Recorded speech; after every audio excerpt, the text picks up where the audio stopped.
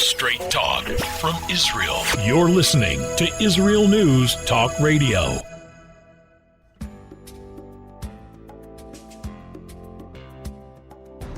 Leap of Faith with Penina Taylor.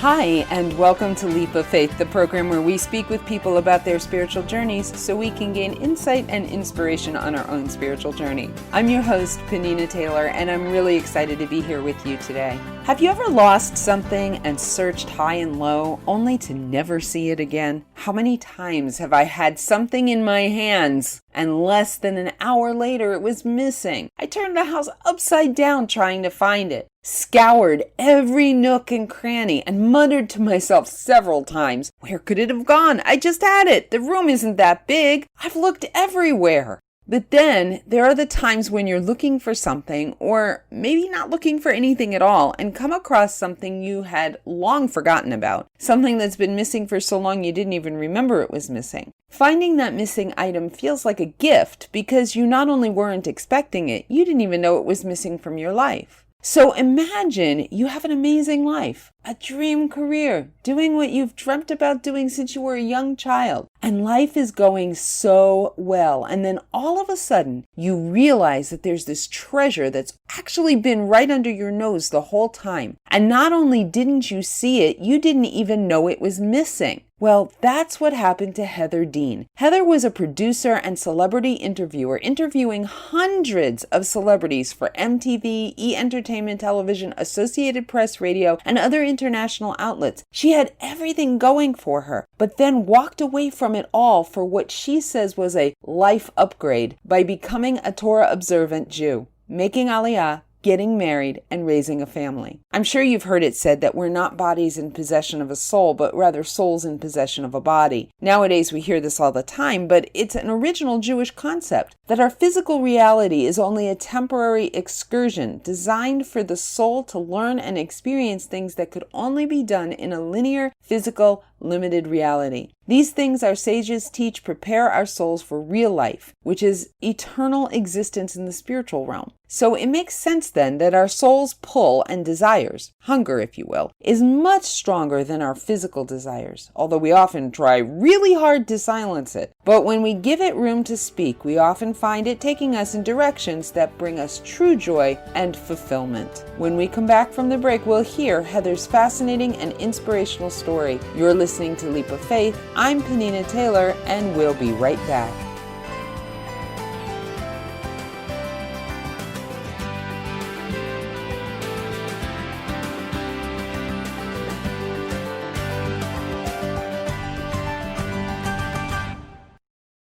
Always challenging the status quo.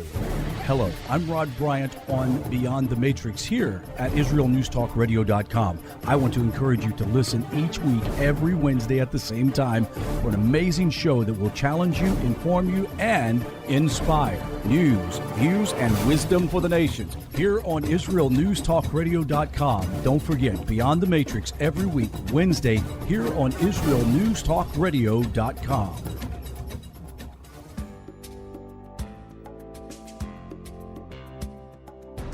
Leap of Faith with Penina Taylor.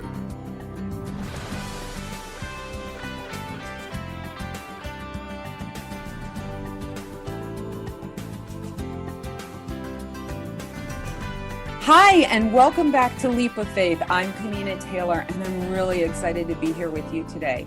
Joining me is a very special guest, Heather Dean. Heather may be familiar to my Israel News Talk Radio regular listeners. You might remember that she produced and hosted two podcasts, beginning with one called Conversations with Heroes in 2016, and the other one was The Modern Jewish Home in 2017. Heather is the author of a riveting memoir called Searching for Heather Dean, My Extraordinary Career as a Celebrity Interviewer and Why I Left It, as well as the producer and host of H.com's popular podcast, At Home in Jerusalem. At the end of the show, we'll talk about how you can get the book or contact Heather. But today, Heather is going to share with us her incredibly inspirational journey from an exciting 14-year career interviewing hundreds of celebrities for MTV, E! Entertainment Television, Associated Press Radio, and other international outlets, which she walked away from for what she considers a life upgrade by becoming a Torah Observant Jew, making Aliyah, getting married, and raising a family. And Heather has an incredible offer that she's going to be sharing with us at the end of today's show. So please listen in to the very end. Well, I am just so very excited to have Heather with us today. Heather, welcome to Leap of Faith. Thank you so much, Penina. I'm such a fan of your work and your interviews. So this is an incredible honor to speak with you today. Well, that is an incredible honor considering who it came from, really. So, Heather, I just know that the audience is going to be tremendously inspired by your story today. And even though your focus in the book was on your career, and it was an incredible career, but today we're going to be focusing on the spiritual journey part specifically. And I usually like to start our conversations off at the very beginning. So if you wouldn't mind, Heather, tell us a little bit about how you grew up. Okay, so I grew up in the Midwest, in a suburb of Cleveland. And thank God I was raised in a beautiful house, a wonderful family, parents who were part of the academic community of Case Western Reserve University. So my father chaired a department in the School of Management. He was an engineer, like an industrial engineer, and just a very high level of mathematical systems that powered businesses. And my mother was a proud president for a few terms of the Faculty Wives Club. So she was very proud of his career. My parents raised my brothers and me to be excellent academically. That was a big focus, was getting good grades, and more importantly, doing so in order to get accepted at the college of our choice. Academics and being a good American citizen, that was very, very important. My parents were also very proud to be Jewish. They weren't particularly religious at all, but we celebrated Passover and lit Hanukkah candles. We went to temple on Rosh Hashanah and Yom Kippur. My parents bought Israel bonds, and they sent my brothers and me to Hebrew school, which was an after-school program after our public school finished for the day. So 3 times a week, we would go to Hebrew school. Now that was Hebrew Reform? School, it was called conservative.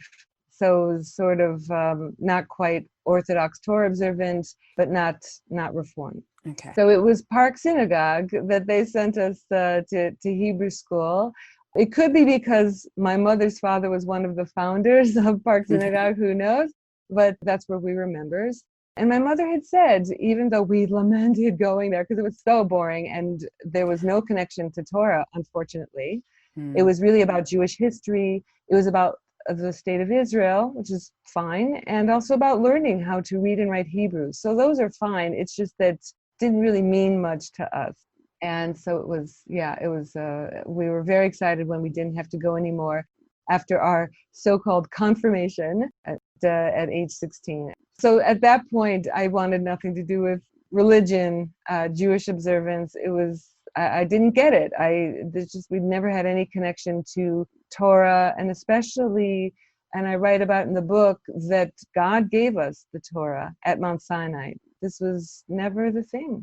Other lessons, but not about a connection to our actual Jewish roots, being a nation from the living God of Abraham, Isaac, and Jacob, and what that means, what mitzvot really means. So, right. So that was often running a spiritual journey that sort of sputtered and died. Were you raised believing in God? I would say that I believed in God. I believed there was a God who created the universe and who supervised the universe. And then around the time that I was 8 years old, as many 8-year-olds do, I questioned what I had been taught, and I questioned my own belief in God for very childish reasons, which I write about in the book. And so I stopped fearing God, believing in God. So that made going to Hebrew school even harder because I didn't have a connection to the Creator, but it was compulsory that I had to go to these lessons on Jewish history and everything that they taught at Hebrew school. It's just, so without that connection and having to go 3 times a week, it was pretty awful.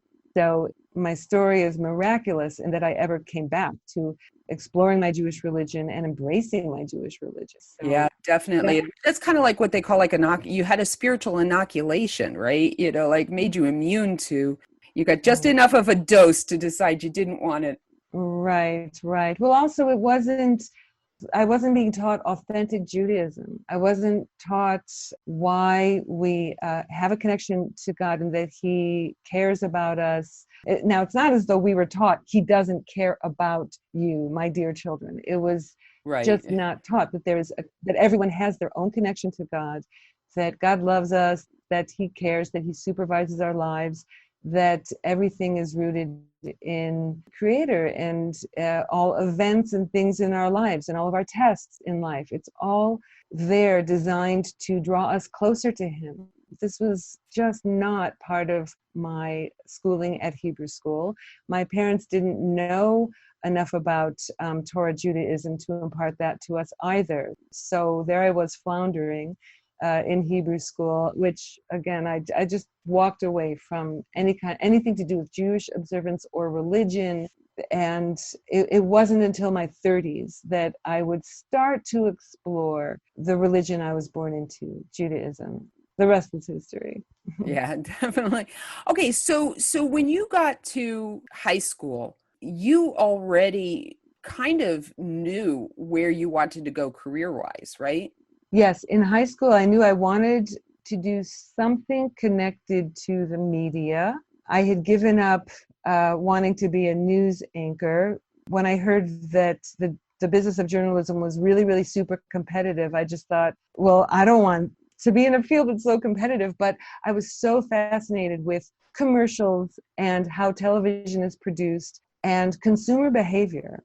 I would study that just independently, and I would take independent classes for school credit on consumer behavior and advertising, and had a mentor who worked in advertising for a big company in Cleveland.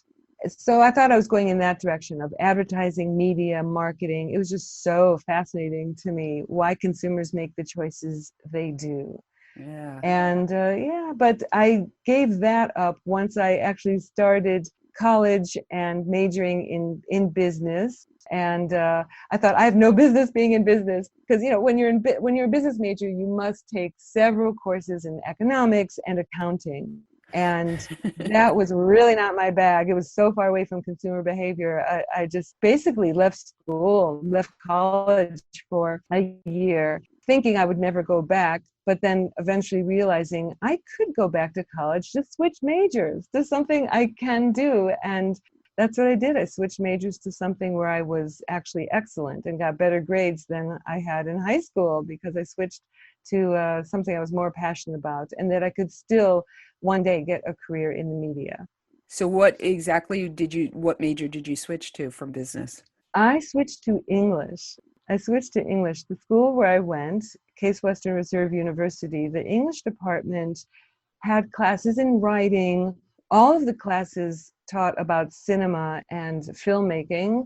English was writing and literature. So that I ended up doing quite well in that. And my faculty advisor was the professor who ran all of the cinema classes, and a good family friend. So it was definitely, I can't believe, like, finally I would manage to get a college degree where I thought I wasn't cut out for college in the days of my business major. So I had zero spiritual connection at this point. Religion of any kind was just not on my radar during my years of college, during my early years of my career. It just was something I paid no mind to. And I didn't believe that there was a God. I really thought the universe happened by chance, Big Bang, all of that. So having come from a family of academics and scientists, we were the sort of people, and I was the sort of person that embraced what the science world embraced. So that would have been and is the theory of evolution and survival of the fittest and the randomness of the universe, how everything happens by chance. So definitely any sort of ideas that things happen because are divinely orchestrated, that was Right. not even on my radar. I would have laughed at that idea. Okay, well, that actually is a really, really great place to stop, Heather, because we're out of time for this segment. We have to take a short break right now. When we come back, we'll continue our fascinating conversation with my very special guest, Heather Dean. You're listening to Leap of Faith. I'm Penina Taylor, and we'll be right back.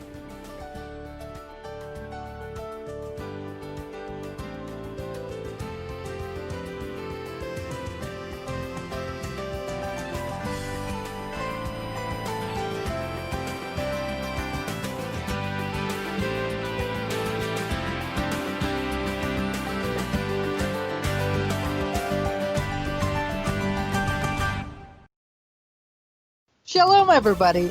Making a difference often takes just one moment and one person at a time.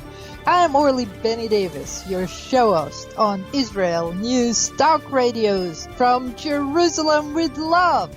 You'll be hearing people talking about politics, religion, social issues, and making a better tomorrow. Join me, Orly Benny Davis, for God and Country. From Jerusalem with Love. Wednesdays on Israel News Talk Radio.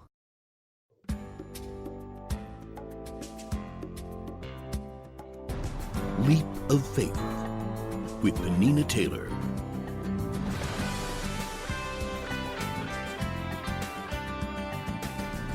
Hi, and welcome back to the second segment of Leap of Faith. I'm your host, Penina Taylor, and today I am speaking with Heather Dean, author, Jewish educator, podcast producer, and former celebrity interviewer. Heather's been sharing with us her inspirational journey to Torah, and before the break, she was telling us about how she was raised and how she came to college very much from the academic and scientist background without any focus or perhaps even a real belief in God. So Heather, what happened to you after college? Where did you head from there?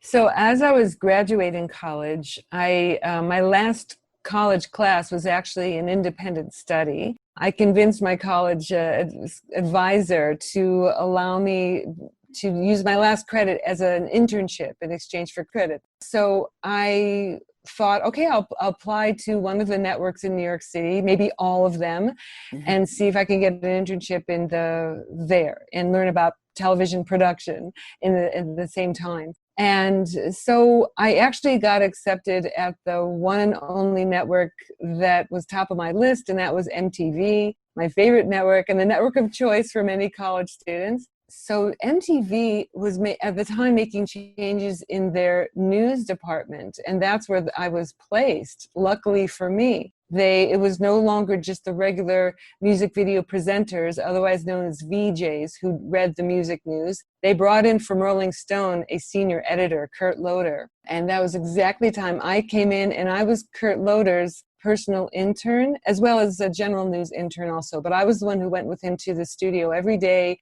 distributed his scripts, and was just there to assist the newscast for MTV News. So it was blessed all the way around. And the lesson I would give to all college interns and all people who are going to a new job is do what I did, is be a team player. The corporate world, especially, and MTV is part of the corporate world as well, is that all the different departments, they really rely on each other. There was definitely an atmosphere of cooperation. Whichever department needed this or that interview clip of this or that rock star for their programs, we all understood. We all had deadlines because it's television. There was an air of cooperation, but also, if you're going to survive at MTV or any other corporate setting, you must be a team player. Mm-hmm. And there were other interns there that were just happy to be at MTV, right? But they were there basically because they wanted ultimately to get an MTV jacket or MTV shirts and all the great swag that goes with MTV. And they were not hired for actual jobs because they didn't really contribute much. And I was the sort of intern, there were a few like me, that I would assist the producers on their shoots and whatever they needed. Nothing was too beneath me to do. So I'm actually back in touch with someone who took me under her wing, Sherry Burnson. She is a top executive and presenter over in Colorado at Colorado Public Television. So she really took me under her wing, showed me the ropes. I was definitely there at several of her overnight editing sessions, and I learned how to do what she does. So by the time my internship finished, I was hired actually at MTV to be a production assistant and worked my way up the ranks. On the spiritual side, there was that, again, it didn't exist. I was actually taking on just lots of projects. I got hired to work on a movie preview show called The Big Picture, and I was promoted to associate producer in very short order. And unfortunately, so I did a corporate no-no, was I delegated very little. I thought, I do things well. If it's going to be done the standard I like, I'm just going to do it myself. And that's a big no-no because my body took a hit. I was just suffering from one after the other, different kind of physical symptom from stress. So let me ask you a question, Heather. I remember in your book, because yes, folks, I did read Heather's book. You mentioned something called A Course in Miracles. Where in the timeline did that come in? Right. So that was during my MTV years. Maybe it was because of the stress. Maybe it was because of, actually my mother was not well. She was ill and getting more sick. So maybe there was like all these things going on. And she was also actually reading a bestseller by Bernie Siegel, also talked about the mind-body connection. And maybe she, who didn't really so much believe in God, she was also on some sort of a spiritual path. And she did benefit from bringing in a bit of spirituality. And she credited that with prolonging her life.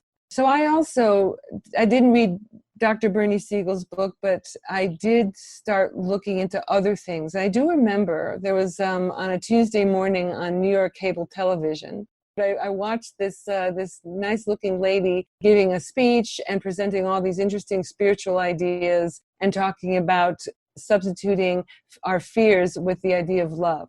And I remembered maybe to tune in again next Tuesday when she was speaking. There she was. So the speaker is Marianne Williamson. So I really loved hearing her speak. And she would talk about this book called A Course in Miracles. So eventually I bought this book. When she would visit New York City, I would see her speak. I went to many of her speaking engagements. So I was starting to become a believing person, thinking there is a creator out there, not knowing so much about the creator, but just knowing that the creator is love. Okay. So like that's what I would hope to, is just this idea of love and allowing love to come in and be a substitution for whatever I was fearing. In New York City, there's a lot to fear. And I'm not talking about just security, but economic security. And many New Yorkers who actually live in one of the big boroughs, such a huge amount of their income goes to rent. And so for me, money was tight, even though I had a great job. So that was the sort of thing, like allowing to feel abundance instead of scarcity. And so, yes, I read more and more of this book. Eventually, on one of my assignments, I had a big magazine assignment in Los Angeles, and it timed with the annual Course in Miracles convention. So I thought, oh, that's interesting. I'll check it out in between this magazine piece, a celebrity profile I was doing. So that was something I really, really explored until I didn't, which happened pretty suddenly when you dig a little bit deeper and realize the founders of A Course in Miracles, which is not Marianne Williamson, but the actual author of A Course in Miracle. There was a big controversy erupted that this author, let's just say the bubble burst, and this was not what they made it out to be. So that was the sort of thing, like I can look into other kinds of spiritualities because I really felt something at this point. Again, maybe it was all the stressors of money, my mother's illness, all these physical symptoms I would have because of stress. I did explore spirituality, really not knowing what was the truth. I was not interested in exploring Judaism for several years, again, because I was so turned off by Hebrew school. Yeah, so I was like sort of just winging it. So here you are, you're in New York, you're working, you've got this kind of like small dose of spirituality going on. And what happened?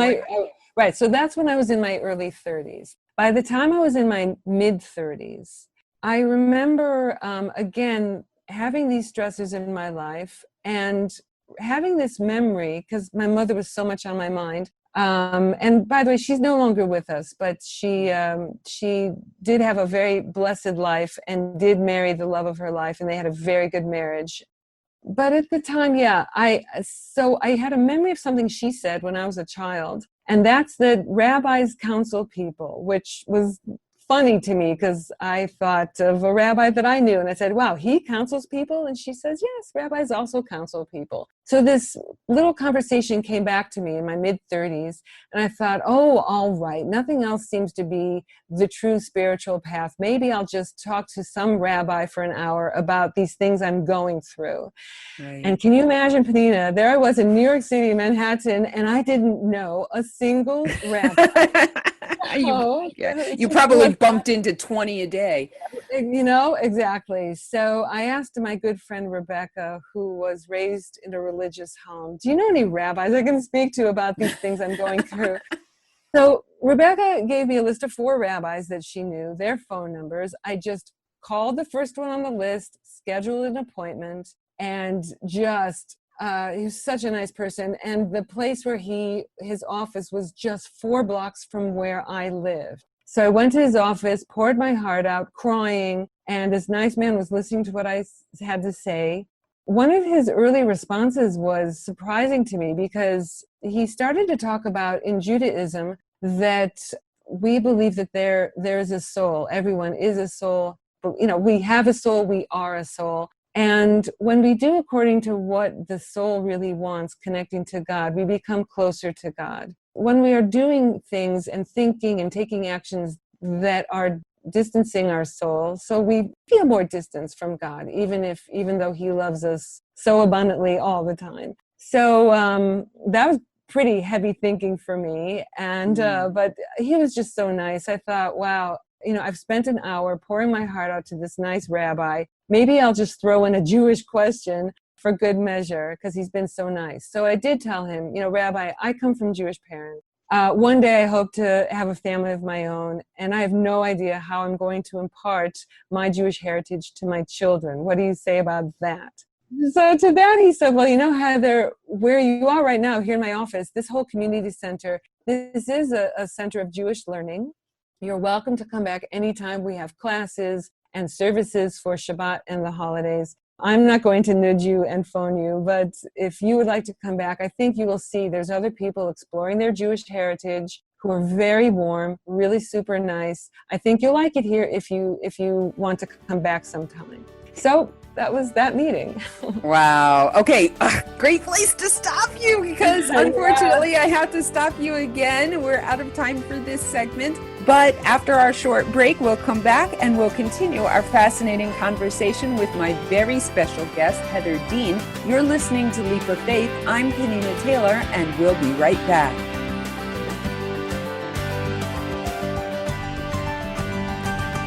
You're listening to Israel News Talk Radio. This is Shai Bentako, and each week I'll be webcasting to you from Judea, origin of the word Jew, a people besieged and beleaguered in every generation. Nazi Germany's but a memory, but in its place the world invented the phantom Palestinians as this generation's internationally authorized Jew killers. Tune in for a different slant on life in Israel, Phantom Nation, every Monday. Hi, I'm Rabbi David Aaron. The soul basics are the most profound, the most essential, and yet often the most neglected in our education. Join me for Soul Talk on Israel's News Talk Radio and discover the secrets to love, spiritual growth, and personal power.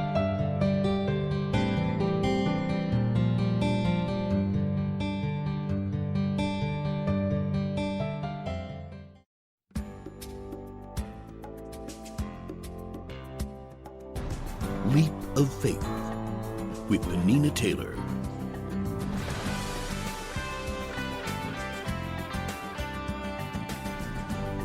Hi, and welcome back to the last segment of today's Leap of Faith. I'm your host, Penina Taylor, and today I am speaking with Heather Dean, author, Jewish educator, podcast producer, and former celebrity interviewer. Heather has been sharing with us her inspirational journey to Torah, and before the break, she was telling us about her first encounter as an adult with a rabbi who invited her to come back and maybe participate in some classes. So Heather, what happened? Right. So what happened was I just thought this was such a nice rabbi.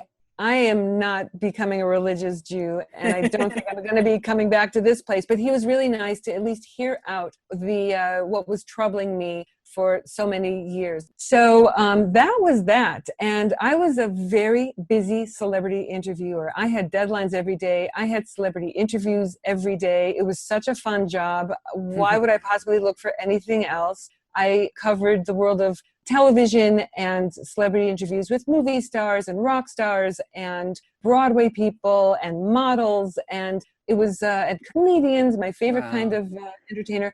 Why would I really search for anything else? In fact, Searching for Heather Dean is the name of a song that one of my rock and roll friends wrote, putting my name in the title. It's not a love song, but it's a cute background story, which I write about in the book. So I had this conversation with a rabbi in my mid-30s. I remember it was a summer day, because months later, it came the fall, and there was a day where I had no celebrity interviews, and I thought, I'm just going to go on a walk or whatever. And then I had just no interviews, and it occurred to me, oh, right, because all of the celebrity publicists are in temple today. This is Rosh Hashanah. So that's what and I thought, oh yeah, Rosh Hashanah, you know, I could go to Central Park and do the Central Park Loop, but maybe I'll just go back to that community center. It is Rosh Hashanah after all. I'll put on a nice, modest outfit and just check it out. So I did just that, checked it out, and I pulled a prayer book from the shelves, and I realized, wow, this is crazy. I can actually follow along with the service because of that. The Hebrew language that I learned when I was a child in Hebrew school, I could follow along. I even heard tunes from the prayers that I remembered having been forced to go to temple on Rosh Hashanah. Like it all sort of came back. And that began a process, again, slowly, because I did not intend to become a religious Jew, but I did go back for classes to this nice community center, which on the outside, there was a banner that said Aish HaTorah. And I thought, what's an Aish, you know? Right. But I would go back and slowly, I would go to classes. I would be invited to meals for Shabbat, meals for the holidays. And that is where I started to learn from actual scholars of the Talmud, what's inside the Torah, who is Hashem, how does he reveal himself in the world, and how do we connect to him? And when we're challenged, what does the Torah say about this? So these were lessons that filled me, Penina, so much intellectually, emotionally, on every level, that I thought, there is something here. And unlike other religions and the Course in Miracles and all of these things that I explored that sort of fall apart the more I looked into it, Judaism, I thought, I'm just going to keep looking into the Torah until I find the catch. That was 21 years ago. I haven't found the catch yet. All I find is more and more truth revealed the more I study. Now that took you to Israel eventually, right? Yes. So Aish HaTorah has wonderful sponsors that would subsidize trips to Israel. Being someone who's a busy journalist with deadlines, so piecing together a 10-day trip to Israel was not easy, but I did it. My editors were all, as long as the stories would still make their deadlines, fine. And so, yes, I would go on these trips with Aish HaTorah. So I was just so hooked on Israel. Isn't Israel so yummy and gorgeous and fantastic? I was so stuck. Like, do I want to go back to New York, even though I have the best job for any fan of entertainment? Or I was so torn. So that was another slow process of wanting to be in Israel, but having a great, exciting, glamorous job to go back to New York. And in the time remaining in the interview, I don't have time to explain how that happened, but people can read the book and find out. Yes, I was going to say that. How on earth would this woman give up and walk away from the most fantastic career in the entertainment business for a fan of entertainment? And why on earth would she walk away from that to live a Torah-centered life in Israel?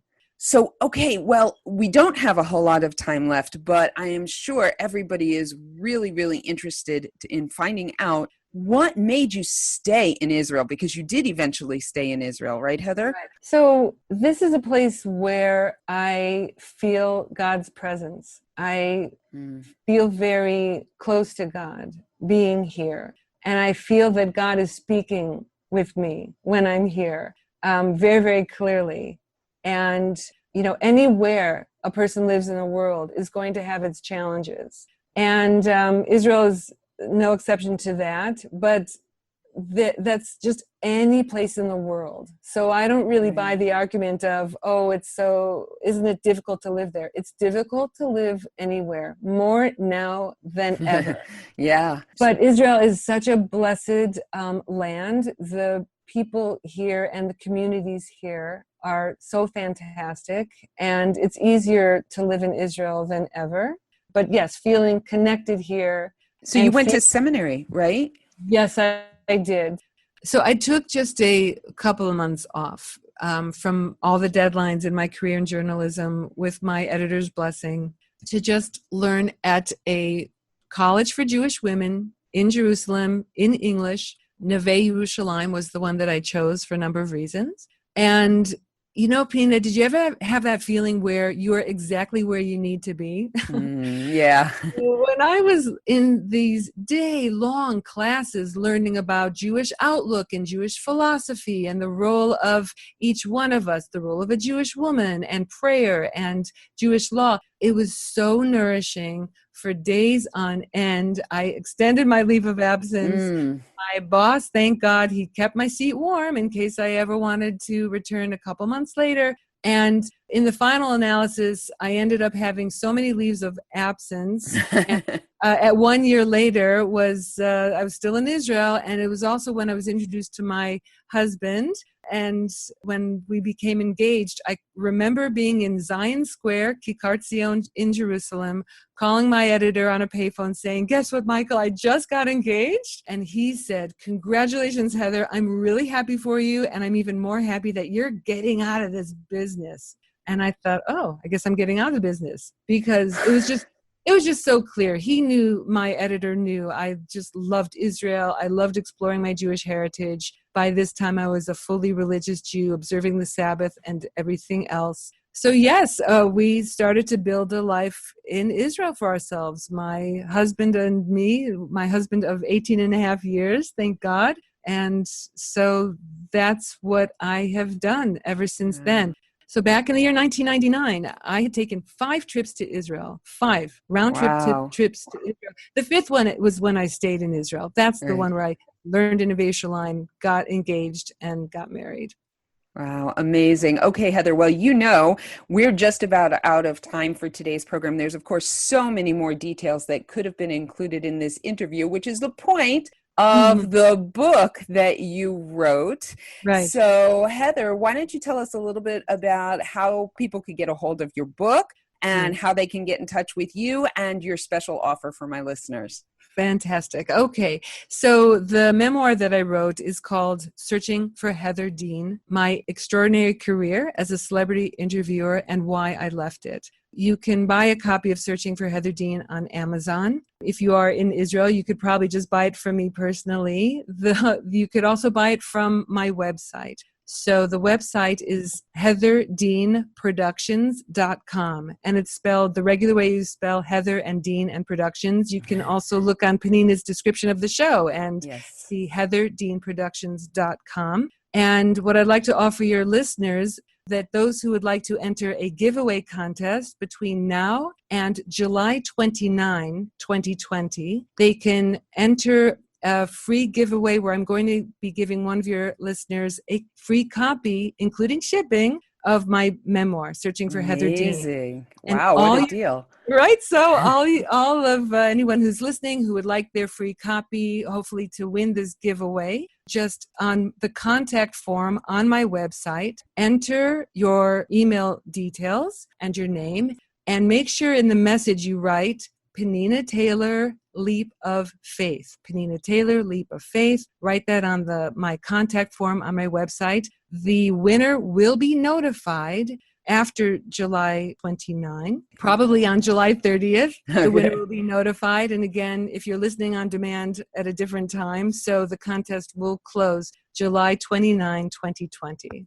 Amazing, right? So if you want to get in this contest to win a copy of Searching for Heather Dean, go to heatherdeanproductions.com, go into the contact form, put in Penina Taylor Leap of Faith and your email, of course, and you'll be contacted if you won. That's fantastic. Thank you so much, Heather. And thank you so much for joining me today. It's been a real pleasure. It's an incredible opportunity, and thank you again so much, Penina. Well, you've been listening to Leap of Faith. I'm Penina Taylor, and I'd love to hear from you as well. If you'd like to be in touch with me, you can email me at penina@israelnewstalkradio.com. That's PENINA@israelnewstalkradio.com. And before I sign off, I just want to thank all of my faithful followers. You guys follow me on Facebook, Instagram, YouTube, and I really appreciate it. So I'd like to ask you, if you follow me and you enjoy Leap of Faith and the other educational material that I produce, please consider supporting my work through Patreon. In the next few months, I'll be creating exclusive content only available to my patrons, so look for some really cool stuff coming your way. You can go to patreon.com/Penina Taylor and it'll bring up my page. Thanks again for being here with me today. And I'll see you next time when we take a leap of faith together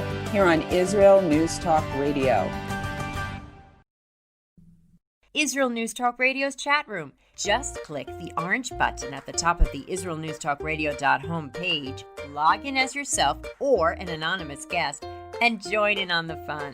You'll meet other listeners from all over the world who listen to Israel News Talk Radio, and you can make new friends. Israel News Talk Radio's chat room. It's the closest you can get to being in the studio with us. We love listening to Israel News Talk Radio. Where can you get the inside news on Israel? At Israel News Talk Radio, we're dedicated to sharing Israel's inside story with the world by providing our listeners with news on Israeli politics, current affairs, and Israeli Jewish culture. The Israel News Talk Radio homepage also provides you, the listener, with useful information at your fingertips, with scrolling news headlines, weather, currency exchange, Shabbat candlelighting times, and so much more.